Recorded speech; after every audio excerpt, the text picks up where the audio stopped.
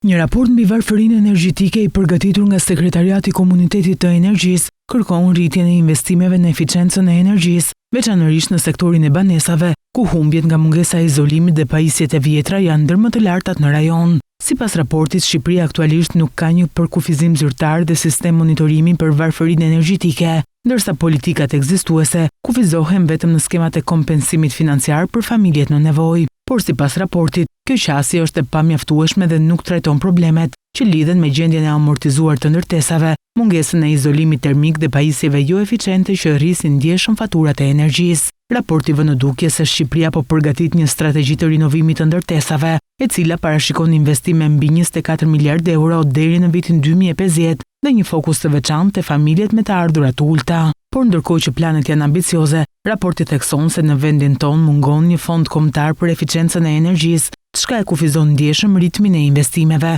Financimi aktual vjen kryesisht nga buxheti i shtetit dhe donatorët, si dhe nga skemat e bergjet, të cilat u ofrojnë qytetarëve kredi për izolim, panele diellore dhe përmirësime në ngrohje. Dokumenti sugjeron se vendi duhet të krijojë mekanizma të dedikuar për të financuar rikonstruksionin e banesave të amortizuara, të cilat përbëjnë shumicën e stokut rezidencial dhe janë burim kryesor i faturave të larta të energjisë.